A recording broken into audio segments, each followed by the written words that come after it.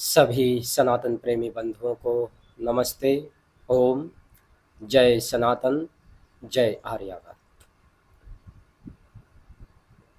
न हि ज्ञानेन सदृशं पवित्रम इह विद्यते तत् स्वयं योग संसिद्धः कालेन आत्मनि विन्दति। ऋषियों के द्वारा, महापुरुषों के द्वारा कहा गया है कि इस संपूर्ण भूमंडल पर यदि सबसे अधिक पवित्र पदार्थ कोई है तो वह ज्ञान है। क्योंकि जब तक इस भूमंडल पर ज्ञान का विस्तार नहीं होगा, जब तक हमारे जीवन में ज्ञान का विस्तार नहीं होगा, तब तक हम भ्रम में ही, संशय में ही विद्यमान रहेंगे। जिस भी मनुष्य के जीवन में ज्ञान नहीं होता है तो फिर वह मनुष्य ज्ञान के अभाव में पशु के समान ही भटकता रहता है। ज्ञान की कमी के कारण ही, सत्य ज्ञान न होने के कारण ही आज संपूर्ण संसार में अधिकांश मनुष्य हैं वो अपने जीवन को समझ ही नहीं पाते हैं।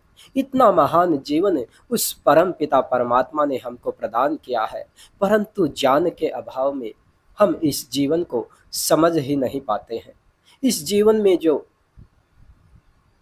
अनेक प्रकार के घटक हैं, जैसे कि हम कहें कि शुभ है, शुभ क्या है, अशुभ क्या है, पाप क्या है, पुण्य क्या है, धर्म क्या है, अधर्म क्या है, सत्य क्या है, असत्य क्या है, भला क्या है, बुरा क्या है, अपना क्या है, पराया क्या है, भगवान क्या है, शैतान क्या है, भक्ति क्या है, अंधभक्ति क्या है, ईश्वर क्या है, इन सब विषयों को लोग समझ ही नहीं पाते हैं। क्यों?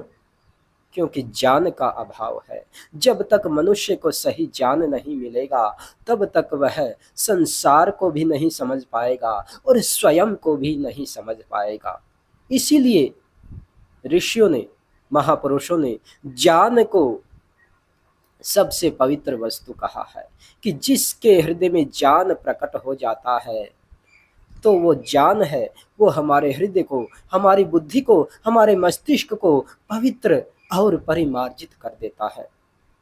और जब हमारा हृदय, हमारी बुद्धि, हमारा मस्तिष्क शुद्ध हो जाता है, पवित्र हो जाता है, तो फिर हम जीवन के तथ्यों को, जीवन के रहस्यों को ठीक से समझ पाते हैं, जान पाते हैं और उनको जान करके, उनको समझ करके अपने जीवन में उन तत्वों का उपयोग कर पाते हैं। परंतु ज्ञान के अभाव में अधिकांश लोग संशय में रहते हैं कि क्या करूं, क्या न करूं, क्या शुभ है, क्या अशुभ है, क्या मेरे लिए कर्तव्य है, क्या अकर्तव्य है, क्या मुझे करना चाहिए, क्या मुझे नहीं करना चाहिए। ये सब ज्ञान की कमी के कारण ही मनुष्य के जीवन में संशय और भ्रम की स्थिति उत्पन्न होती है। तो आज हम इसी भ्रम और संशय की स्थिति को दूर करने के लिए एक ऐसा महान सनातन वैदिक धर्म शास्त्र लेकर आए हैं जिसका नाम है श्रीमद् भगवत गीता। हाँ, जिस श्रीमद् भगवत गीता के महान ज्ञान को पाकर के अर्जुन अपने जीवन को समझ पाया था, अर्जुन सत्य और असत्य को समझ पाया था, अर्जुन धर्म और अधर्म को समझ पाया था, अर्जुन पाप और पुण्य को समझ पाया था, अर्जुन नित्य और अनित्य को समझ पाया था। उसी महान गीता के उपदेश को, गीता के महान शास्त्र को आज हम आप सबके सामने लाए हैं और इस महान गीता शास्त्र के बारे में, इसकी महिमा के बारे में अनेक विद्वानों ने कहा है कि गीता शास्त्रम इदम पुण्यम यह पठेत प्रयतः पुमान विष्णोः पदम अवाप्नोति भये शोकादि वर्जितः। अर्थात इस गीता की महान महिमा के बारे में अनेक महापुरुषों ने कहा है कि गीता का जो धर्म शास्त्र है, यह कोई सामान्य शास्त्र नहीं है। यह इतना महान शास्त्र है कि जो मनुष्य इसको प्रयत्न पूर्वक प्रतिदिन इसका स्वाध्याय कर लेता है, तो विष्णु जैसे महान परम पद को प्राप्त कर लेता है। और वह पद कैसा है? तो कहा कि भय शोक आदि विवर्जित है। भय शोक आदि अनेक प्रकार की दुर्भावनाओं से रहित वह श्रेष्ठ, वह परम विष्णु पद प्राप्त कर लेता है, जो गीता जैसे महान धर्म शास्त्र का अध्ययन करता है, स्वाध्याय करता है, पठन पाठन करता है। और यही नहीं, गीताध्ययनशीलस्य प्राणायाम परस्य च नैव सन्ति हि पापानि पूर्व जन्म कृतानि च। पूर्व जन्मों में भी हमारे द्वारा जो जाने अनजाने में जो पाप हो गए हैं, जो कोई दोष हो गए हैं, उन सब का भी प्रक्षालन करने में गीता का महान ज्ञान है, वो सक्षम है। क्योंकि जब हम शास्त्रों का अध्ययन करते हैं, शास्त्रों का स्वाध्याय करते हैं, तो हमारी बुद्धि है वह पवित्र और निर्मल होने लगती है। और पवित्र बुद्धि हमारे हृदय को पवित्र बनाती है। और जब हमारा हृदय पवित्र हो जाता है, तो पवित्र हृदय में ही उस परम प्रभु का प्रकाश प्रकटित होता है। और जहाँ पर उस परम प्रभु का परम प्रकाश प्रकटित हो जाता है, वहाँ पर सारे संशय दूर हो जाते हैं। उस मनुष्य का जीवन उसी प्रकार से प्रक्षालित हो जाता है, जिस प्रकार से जब वर्षा ऋतु होती है, तो यह पूरा आसमान है, यह पूरा आकाश है, वह नवल और ध्वल हो जाता है, निर्मल हो जाता है, पावन हो जाता है, पवित्र हो जाता है। ठीक उसी प्रकार से गीता जैसे महान शास्त्र का स्वाध्याय करने से हमारे इस जन्म के तो पाप कटते ही हैं, इस जन्म के साथ साथ में पूर्व जन्मों के पाप भी प्रक्षालित हो जाते हैं, नष्ट हो जाते हैं, दूर हो जाते हैं। तो इतनी महान महिमा है इस गीता शास्त्र की। अतः आइए आज से इस महान धर्म शास्त्र का स्वाध्याय प्रारंभ करते हैं।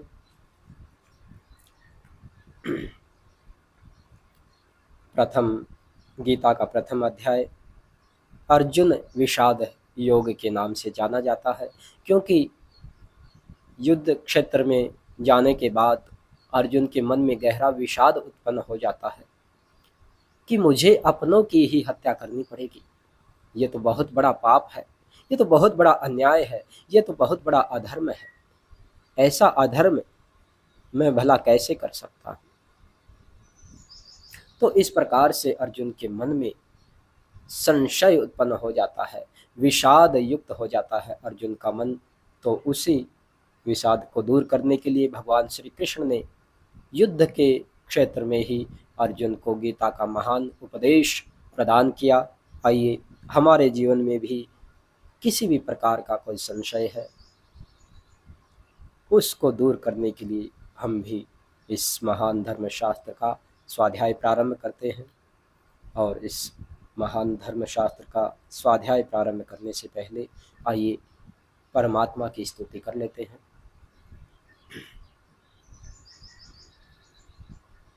ॐ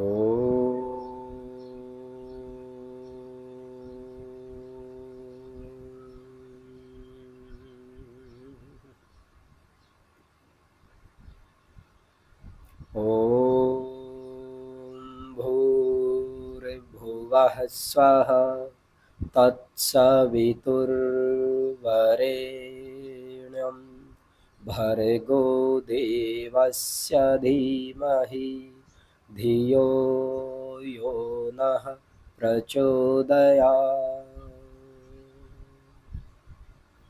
ॐ श्री परमात्मने नमः।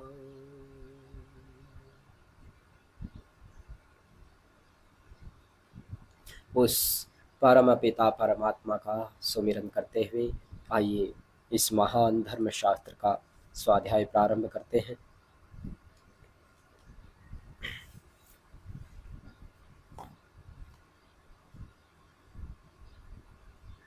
गीता के अंदर जो ज्ञान वर्णित किया गया है उसको भगवान श्री कृष्ण युद्ध के मैदान में ही अर्जुन को धर्म और अधर्म की शिक्षा देना चाहते हैं, क्योंकि युद्ध के मैदान में पहुंचते ही अर्जुन के मन में विषाद उत्पन्न हो जाता है कि मेरे सामने तो मेरे अपने ही खड़े हैं, फिर भला मैं अपनों की ही हत्या कैसे करूंगा, ये तो बहुत बड़ा अधर्म हो जाएगा। तो ऐसे में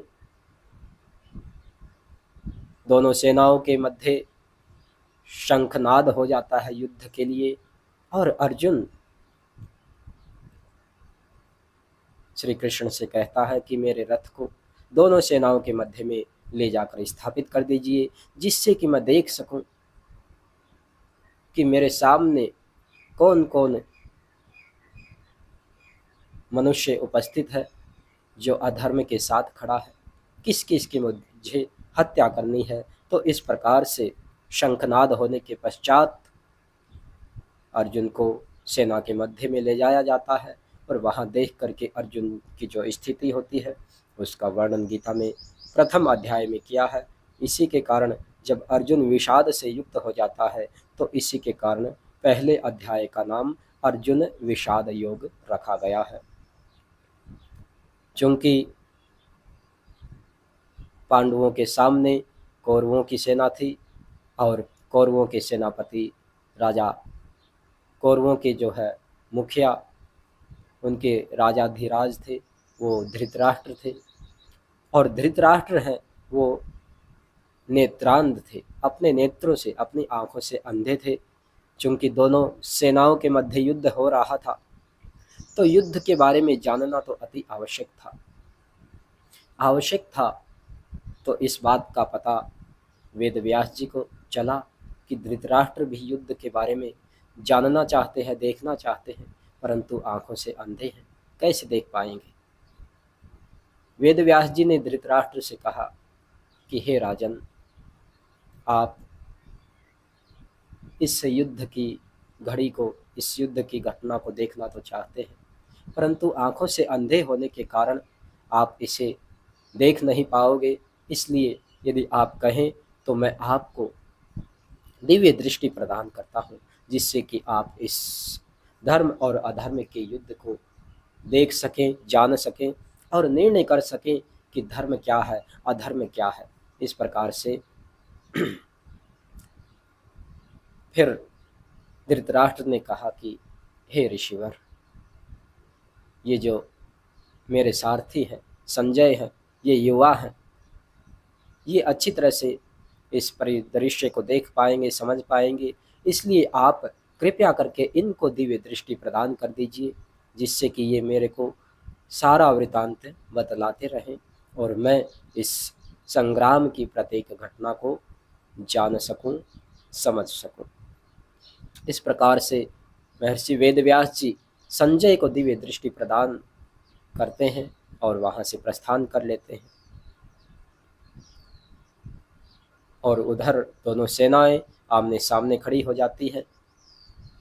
धृतराष्ट्र को पता चलता है तो धृतराष्ट्र के मन में जिज्ञासा उत्पन्न होती है, और धृतराष्ट्र संजय से कहता है, हे संजय, दोनों सेनाओं के मध्य में क्या चल रहा है? क्या युद्ध प्रारंभ हो चुका है? किस सेना की ओर से पहले प्रहार किया जा रहा है? मेरे मन में जिज्ञासा उत्पन्न हो रही है।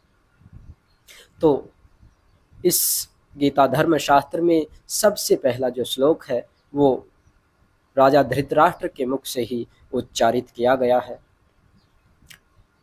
राजा धृतराष्ट्र संजय से पूछता है, धृतराष्ट्र उवाच धर्म क्षेत्रे कुरुक्षेत्रे समवेतायुयुत्सव मामका पांडवाश्चैव किम कुर्वत संजय। हे संजय, धर्म क्षेत्र रूपी इस कुरुक्षेत्र में युद्ध की इच्छा से मेरे और पांडवों के पुत्र उपस्थित हुए हैं। दोनों सेनाएं आमने सामने खड़ी हो चुकी हैं और शंखनाद भी हो चुका है। तो अब किस ओर से प्रहार प्रारंभ हो रहा है, कौन क्या कर रहा है, कृपया करके मुझे वहाँ के वृतांत को बतलाइए। ऐसा धृतराष्ट्र हैं वो अर्जुन से पूछते हैं, संजय से पूछते हैं। संजय उवाच दृष्ट्वा तु पाण्डवानीकं व्यूढं दुर्योधनस्तथा आचार्यमुपसंगम्य राजा वचनम् अब्रवीत्। दृष्ट्वा तु पाण्डवानीकं व्यूढं दुर्योधनः तथा आचार्यम उपसंगम्य राजा वचनम अब्रवीत। संजय धृतराष्ट्र को बतलाता है कि हे आचार्य प्रवर, हे राजन, पांडवों की विशाल व्यूह रचना युक्त सेना को देख करके दुर्योधन है वो आचार्य द्रोण के पास दौड़ा हुआ जाता है और पांडवों की महान व्यूह रचना युक्त सेना के बारे में बतलाता है, उसका परिचय देता है। पश्येतां पाण्डुपुत्राणाम् आचार्ये महतीं चमूं व्यूढां द्रुपदपुत्रेण तव शिष्येण धीमता।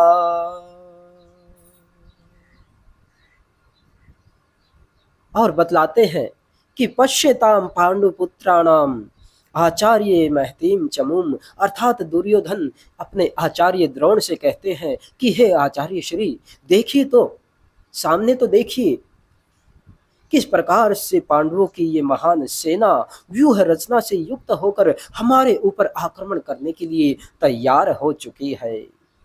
और इसके सेना नायक कोई और नहीं है बल्कि आपके ही शिष्य और राजा द्रुपद के पुत्र धृष्टद्युम्न हैं, जो कि हमारे ही ऊपर आक्रमण करने के लिए तैयार हो चुके हैं। अत्र शूरा महेश्वासा भीमार्जुन समायुधि युयुधानो विराटश्च द्रुपदश्च महारथः। और उनके साथ कौन है? कहा कि अत्र शूरा महेश्वासा, महान बाणों से युक्त शूर वीर योद्धा जो भीम और अर्जुन के समान महान धनुर्धर हैं, वो सभी यहाँ पर उपस्थित हैं। अर्थात युयुधान, विराट, द्रुपद आदि महारथी इस युद्ध में हमारी सेना के सामने हमारे सामने उपस्थित हो चुके हैं। आचार्य धृष्टकेतुश्चेकितानः काशीराजश्च वीर्यवान् पुरुजित् कुन्तिभोजश्च शैवेश्च नरपुंगवः। और धृष्टकेतु, चेकितान और काशीराज जैसे वीर्यवान अर्थात वीर पुरुष योद्धा और पुरुजित, कुंतीभोज, शैव्य जैसे नरपुंगव नर श्रेष्ठ हमारी सेना के सामने सीना तान करके आयुध हाथ में लेकर के खड़े हो चुके हैं। आचार्य युधामन्युश्च विक्रांत उत्तमौजाश्च वीर्यवान सौभद्रो द्रौपदेयाश्च सर्व एव महारथाः। और युधामन्यु जो कि अत्यंत विक्रांत है, उत्तमौज वीर्यवान अर्थात पराक्रमी, सौभद्र सुभद्रा के पुत्र अभिमन्यु और द्रौपदेयाश्च द्रौपदी के पांचों पुत्र सर्व एव महारथाः जो सारे के सारे कोई सामान्य योद्धा नहीं है। आचार्य प्रवर, सारे के सारे महायोद्धा है, महारथी है, इसलिए हमें सावधान होकर के युद्ध लड़ना है। और आगे कहते हैं पांडवों की सेना के बारे में, पांडवों की सेना के महान योद्धाओं के बारे में बतलाने के पश्चात दुर्योधन आचार्य द्रोण से अपनी सेना के बारे में भी परिचय देते हैं कि अपनी सेना में कौन कौन महान योद्धा हैं। अस्माकं तु विशिष्टा ये तान् निबोध द्विजोत्तम नायका मम सैन्यस्य संजातं तान् ब्रवीमि ते। नायका मम सैन्य से, और मेरी सेना के जो नायक हैं,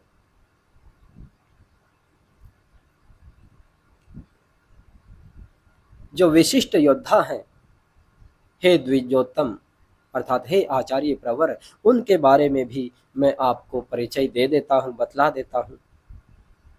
भवान् भीष्मश्च कर्णश्च कृपश्च समितिञ्जयः अश्वत्थामा विकर्णश्च सोमदत्तिस्तथैव च। बतलाया कि हे आचार्य, हमारी सेना में जो महान योद्धा हैं उनमें से सबसे पहले तो आप ही हैं, भगवान आप ही हैं।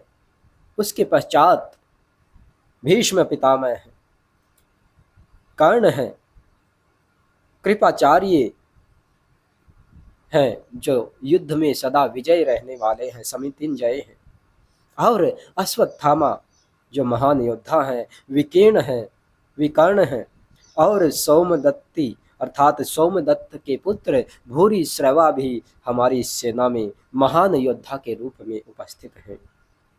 अन्ये च बहवः शूरा मदर्थे त्यक्त जीविताः नाना शस्त्र प्रहरणाः सर्वे युद्ध विशारदाः।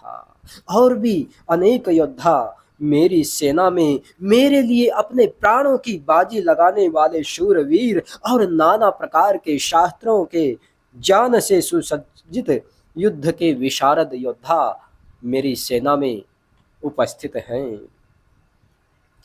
अपर्याप्तं तदस्माकं बलं भीष्माभिरक्षितं पर्याप्तं त्विदमेतेषां बलं भीमाभिरक्षितम्। और कहा कि हे आचार्य प्रवर, दोनों सेनाओं की यदि तुलना की जाए, दोनों सेनाओं के यदि बल को मापा जाए, उसका आंकलन किया जाए, तो अपर्याप्तम अस्माकम बलम हमारी सेना का बल है वो अपर्याप्त है, असीम है, अपरिमेय है। अर्थात हमारी सेना का बल है वो अनंत है, अविजय है, अर्थात उसको विजय नहीं किया जा सकता। क्यों? क्योंकि भीष्माभिरक्षितम हमारी सेना है वो पितामह भीष्म के द्वारा रक्षित है। इसलिए हमारी सेना का बल अपरिमित है, अपर्याप्त है, अनंत है। और पर्याप्तम तु इदम एतेषाम बलम भीमाभिरक्षितम, और जो भीम के द्वारा रक्षित पांडवों की सेना है उसका बल है वह पर्याप्त है, अर्थात सीमित है, अर्थात थोड़ा है, अर्थात हमारे से कम है। इसलिए पांडवों की सेना की हार निश्चित है और हमारी सेना की विजय निश्चित है। इस प्रकार से दुर्योधन है वो आचार्य द्रोण को विश्वास दिलाते हैं, उनका मनोबल बढ़ाते हैं। अयनेषु च सर्वेषु यथा भागमवस्थिताः भीष्ममेवाभिरक्षन्तु भवन्तः सर्व एव हि। तो इसलिए हे आचार्य प्रवर, अयनेषु च सर्वेषु यथा भागम अवस्थिताः, हम सबको अपने अपने मोर्चों पर डट करके, अपने अपने मोर्चों पर अवस्थित हो करके भीष्ममेवाभिरक्षन्तु, भीष्म पितामह की रक्षा करनी चाहिए। यही इस वक्त हमारा हम सब का कर्तव्य है। क्यों? क्योंकि पितामह भीष्म ने प्रतिज्ञा कर रखी है कि मैं स्त्री के ऊपर प्रहार नहीं करूंगा, और पांडवों की सेना में जो शिखंडी है वह स्त्री का रूप है। इसलिए शिखंडी है वो आचार्य जो है भीष्म पितामह के ऊपर आक्रमण न कर दे, प्रहार न कर दे, भीष्म पितामह की हत्या न कर दे। इसलिए हमको पितामह की रक्षा करनी है। पितामह की रक्षा करने के लिए अपने अपने मोर्चों पर डटे रहना है, अड़े रहना है, तैयार रहना है।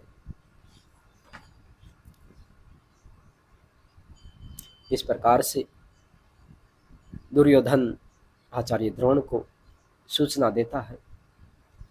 तस्य संजनयन् हर्षं कुरुवृद्धः पितामहः सिंहनादं विनद्योच्चैः शंखं दद्मौ प्रतापवान्। इधर दुर्योधन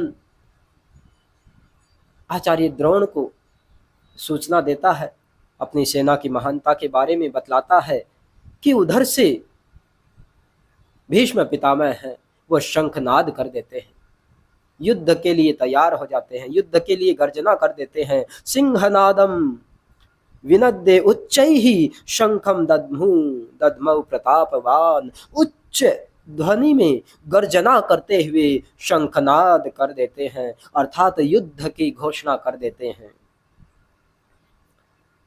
ऐसा सुन करके दुर्योधन का आनंद है, दुर्योधन का हर्ष है, वो अनंत गुना बढ़ जाता है,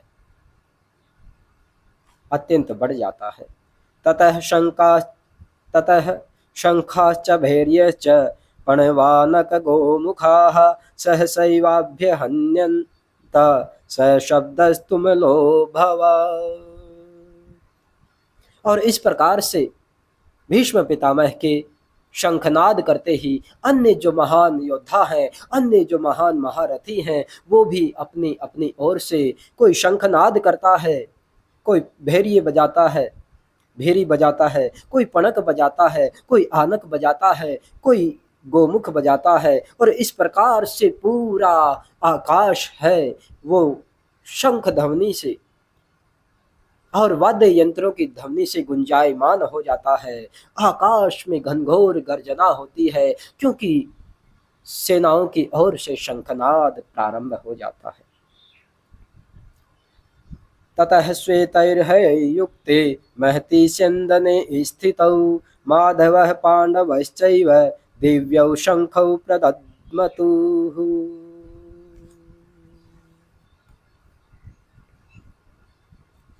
और इधर से जब कौरवों की सेना की ओर से शंखनाद प्रारंभ हो जाता है तो पांडव भी तैयार थे, युद्ध के मैदान में आ खड़े हुए थे।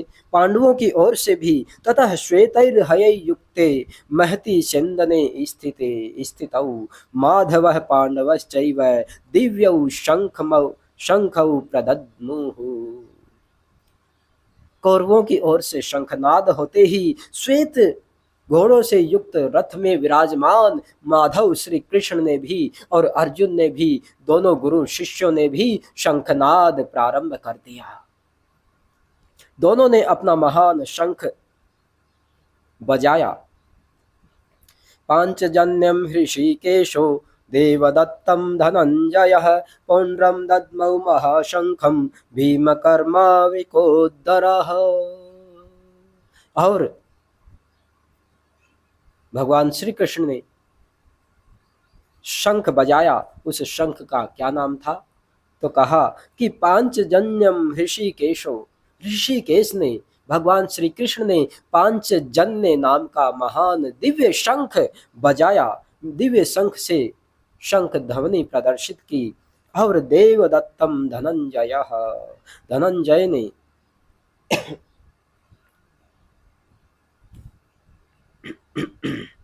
अर्थात अर्जुन ने देवदत्त नामक शंख बजाया। पौंड्रम दद्मौ महाशंखम भीमकर्माविकोदरः। और भीम ने भी, महाबली भीम ने भी अपना शंख बजाया जिसका नाम था पौंड्र। इस प्रकार से पांडवों की सेना के योद्धाओं ने भी अपना अपना शंख बजाया। अनंत विजयम राजा कुंतीपुत्रो युधिष्ठिरः नकुलः सहदेवश्च सुघोष मणिपुष्पकौ। और कहा कि अनंत विजय नाम का शंख है वो राजा युधिष्ठिर ने बजाया। नकुलः सहदेवश्च सुघोष मणिपुष्पकौ। और नकुल ने भी अपना शंख बजाया जिसका नाम था सुघोष। और सहदेव ने भी अपना शंख बजाया, शंखनाद किया, उसका नाम था मणिपुष्पक। काश्यश्च परमेश्वासः शिखंडी च महारथः दृष्टद्युम्नो विराटश्च सात्विकीश्चापराजितः। द्रुपदो द्रौपदेयाश्च सर्वशः पृथ्वीपते सौभद्रश्च महाबाहु शंखान दद्मुः पृथक पृथक। और इस प्रकार से पांडवों की सेना के अनेक योद्धाओं ने, जिसमें से शिखंडी जो महारथी थे, काश्यराज, धृष्टद्युम्न, विराट, राजा सात्यकी आदि आदि जो अपराजित योद्धा थे, उन सब ने भी अपना अपना शंख बजाया।